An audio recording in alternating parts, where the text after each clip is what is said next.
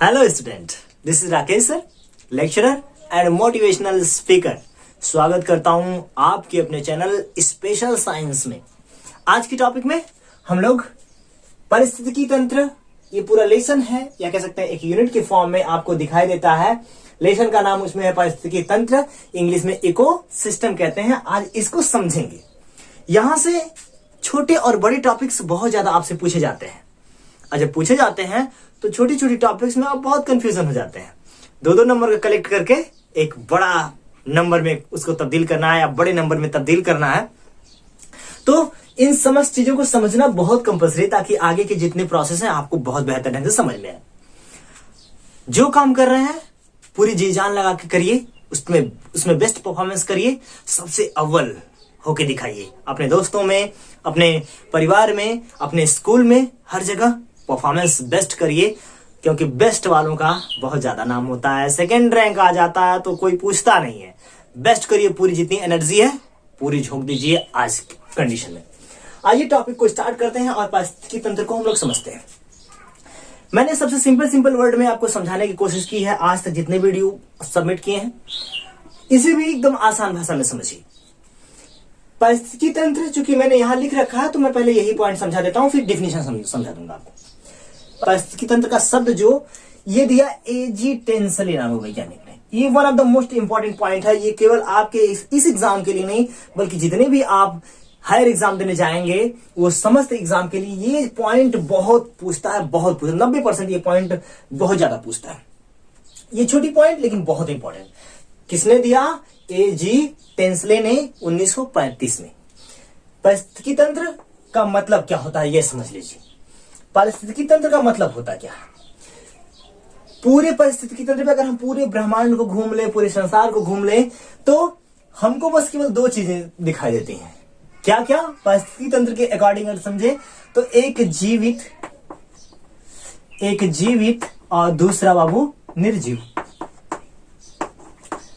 अर्थात दो चीजें कौन कौन सी? एक जीवित और दूसरा निर्जीव। अर्थात पूरे पारिस्थितिकी तंत्र को दो भागों में बांटा गया है, या इसके दो घटक होते हैं। कितने घटक? दो घटक। जीवित का मतलब होता है जैविक घटक, और निर्जीव का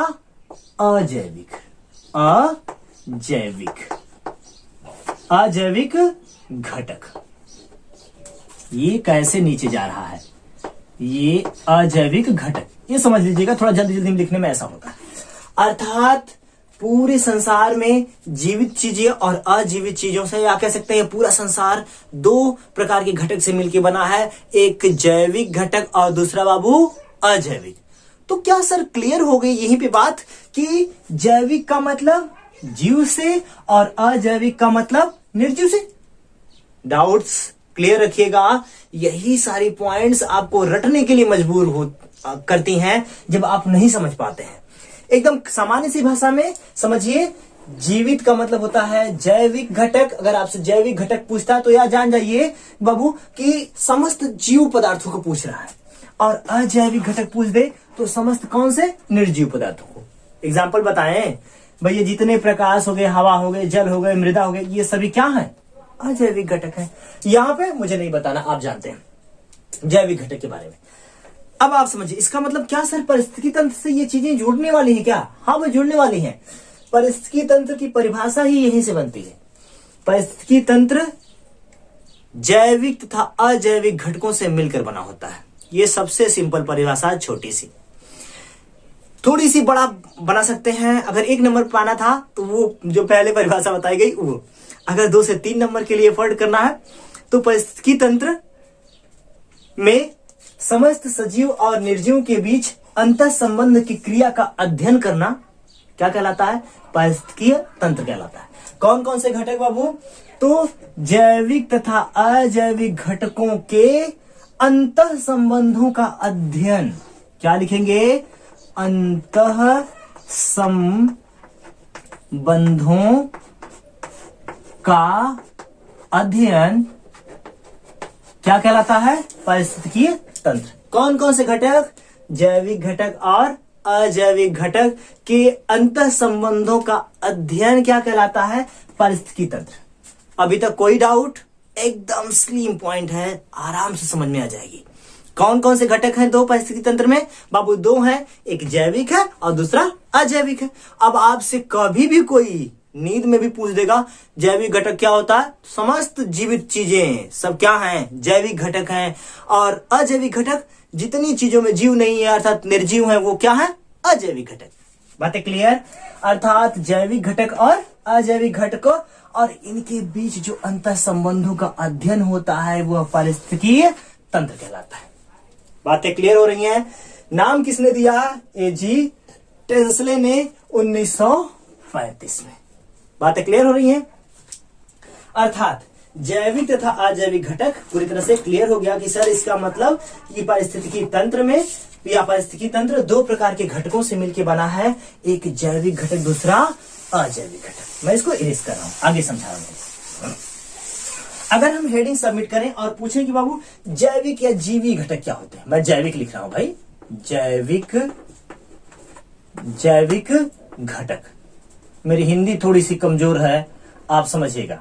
घटक, जैविक घटक। आगे बढ़ते हैं।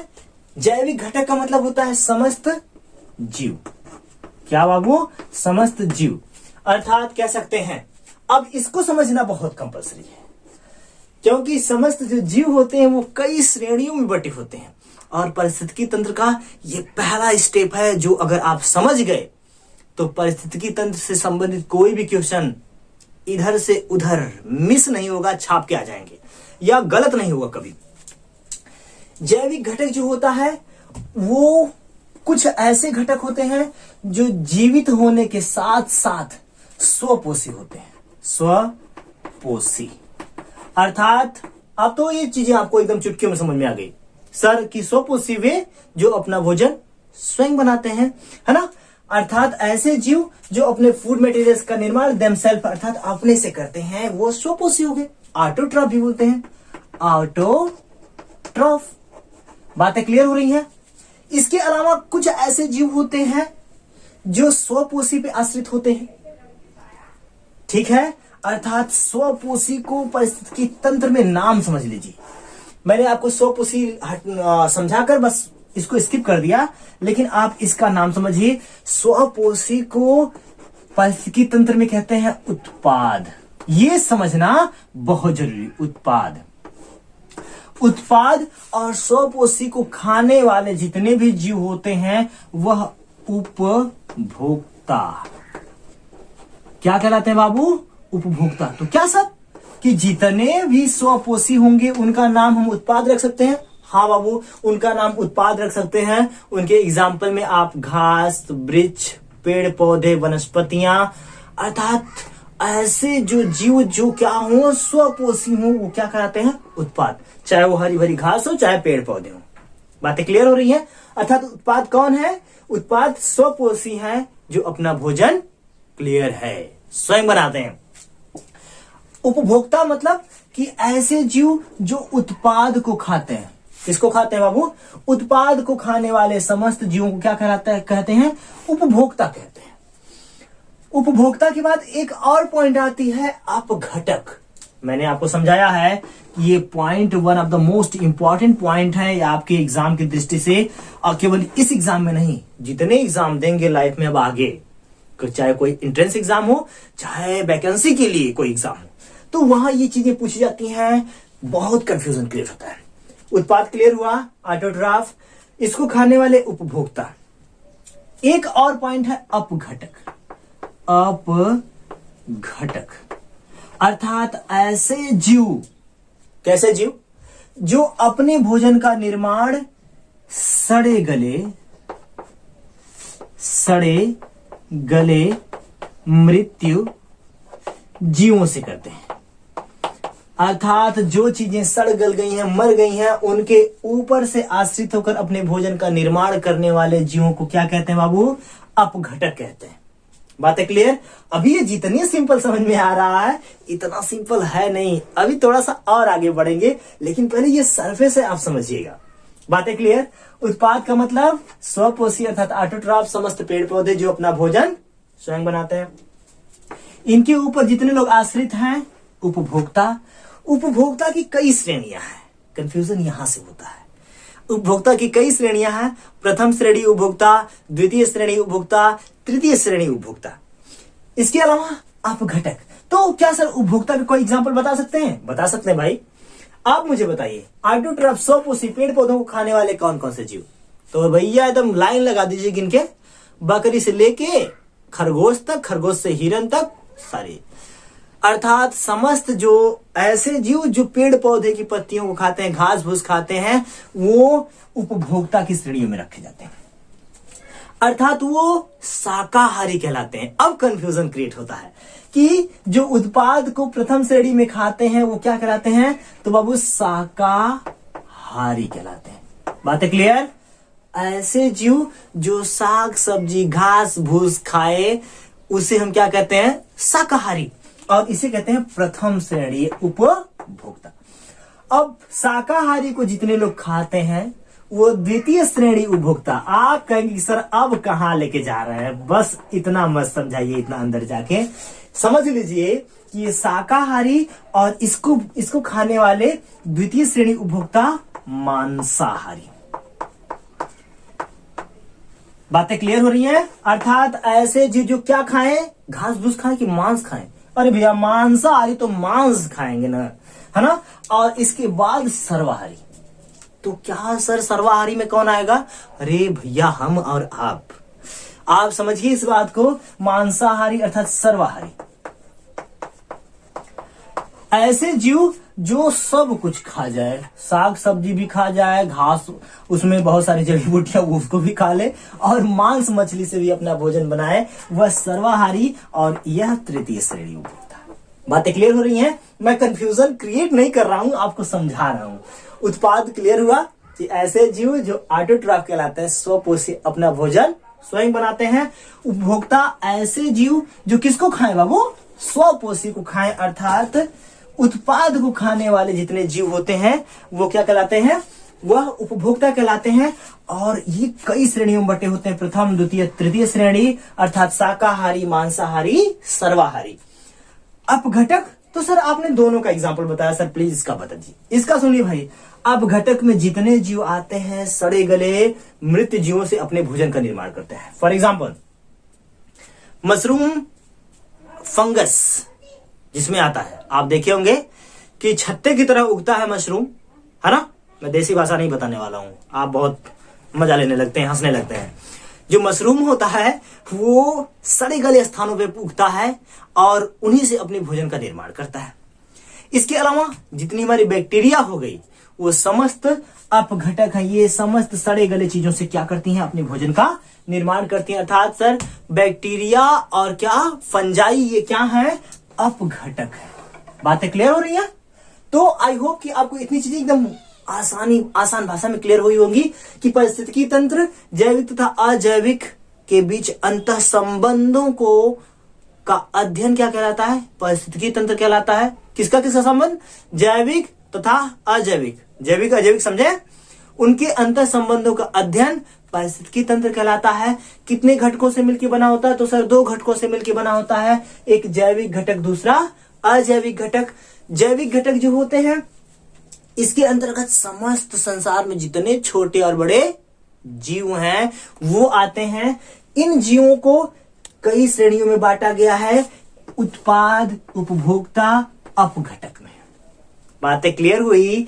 अब टॉपिक आती है अजैविक घटक की। आई होप कि आपको सारी चीजें क्लियर हुई होंगी। ध्यान से सुनिए और बेहतरीन ढंग से पढ़ाई करिए, है ना। एक भी पॉइंट स्किप और मिस न होने पाए दिमाग से, इस तरह से एफर्ट करिएगा। दूसरा घटक कौन सा बाबू? अजैविक घटक। अजैविक घटक। अब आप मुझे बताइए कि इसके अंतर्गत कौन कौन? तो इसके अंतर्गत बाबू समस्त निर्जीव वस्तुएं, जैसे भौतिक, इसको 3 भागों में बांटा गया। 3 भागों में, एक भौतिक, जल्दी जल्दी लिख रहा हूं ताकि वीडियो आपका लंबा ना हो। अकार्बनिक, अकार्बनिक, बनिक और तीसरा जो है कार्बनिक। एक चीज तो क्लियर कर लीजिएगा, भौतिक में वे समस्त चीजें आती हैं, अर्थात जो हमारे संसार में बहुतायत मात्रा में जैसे पाई जाती हैं और हमको प्रत्यक्ष रूप से खूब अच्छे से दिखाई देती हैं। जैसे प्रकाश हो गया, प्रकाश, ताप हो गया। इसके अलावा और क्या क्या बाबू, और क्या क्या, वायु हो गया, वर्षा हो गई, नमी हो गई, ये चीजें, वायु, वर्षा, नमी, ये समस्त चीजें किसमें आती हैं? भौतिक घटक में आती हैं, या कह सकते हैं भौतिक अजैविक घटक में आती हैं। बातें क्लियर? अर्थात जो प्रत्यक्ष रूप से हमको दिखाई दे रही हैं, रोज डेली रूटीन में चल रही हैं, हमारे जीवन व्यापन के लिए बहुत आवश्यक है। समस्त जैविक और जैविक अजैविक घटक दोनों एक दूसरे के लिए क्या होते हैं? लाभान्वित होते हैं, कहीं ना कहीं एक दूसरे से क्या होते हैं? जुड़े होते हैं, लगे होते हैं। अजैविक घटक में जितनी सब गैसें वैसे आती हैं, अर्थात आप समझिए नाइट्रोजन हो गया, पोटेशियम हो गया, मैग्नीशियम हो गया, कैल्शियम हो गया, अर्थात ये समस्त चीजें जो होती हैं वो समस्त अजैविक घटक में आती हैं। इसके अलावा इसमें जल आता है, तत्व आते हैं और कुछ गैसें आती हैं। क्या क्या बाबू? जल, तत्व, ये सभी तत्व तो हैं, तत्व और गैसें आती हैं, बहुत सारी गैसें, है ना। अर्थात इतनी चीजें आती हैं किसके अंतर्गत? अजैविक घटक के, सॉरी अकार्बनिक के अंतर्गत आती हैं सर। तो सर कार्बनिक के अंतर्गत क्या आता है? ऐसी चीजें आती हैं जो किसी जीव के लिए बहुत आवश्यक होती हैं। आप बताइए कि आपको डेली रूटीन में क्या क्या चाहिए होता है? सर प्रोटीन चाहिए होता है, कार्बोहाइड्रेट्स चाहिए होता है, फैट चाहिए होती है, विटामिन चाहिए होता है। तो ये सारी चीजें किसके अंतर्गत आएंगी? कार्बनिक जैविक अजैविक घटक के अंतर्गत आ जाएंगी। बातें क्लियर हो रही हैं? अर्थात भौतिक के अंतर्गत जो हमारे वातावरण में पूरी तरह से मुक्त रूप से दिखाई दे रहा है, ताप है, प्रकाश, वायु, वर्षा, नमी आदि। अकार्बनिक के अंतर्गत आएंगे जल, तत्व और गैसें आती हैं, अर्थात समस्त गैसें और तत्व कार्बनिक अकार्बनिक के अंतर्गत आता है। और कार्बनिक के अंतर्गत जितनी चीजें एक जीवित शरीर के लिए आवश्यक होती हैं वो सभी vitamin, protein, carbohydrates, fat, minerals, lipid, सारी चीजें। मैं लिख नहीं रहा हूं, आप लिख लीजिएगा, वीडियो ऑलरेडी बहुत लंबा हो रहा है तो थोड़ी प्रॉब्लम होगी। इस समय आप जितना अपने टाइम को सेव करके पूरी पढ़ाई में अपना फोकस्ड कंसंट्रेट करेंगे तो जाहिर सी बात है आने वाले समय में आप बेस्ट करके आएंगे, एक चांद की तरह उभर कर आएंगे, सूर्य की तरह चमकेंगे। बेहतर रहिए, बेहतरीन ढंग से पढ़ाई करिए, अपने स्वास्थ्य का ख्याल रखिए और मेरे वीडियो को सभी दोस्तों तक जरूर भेजिएगा। वीडियो को देखने के लिए थैंक यू और best of luck. Thank you.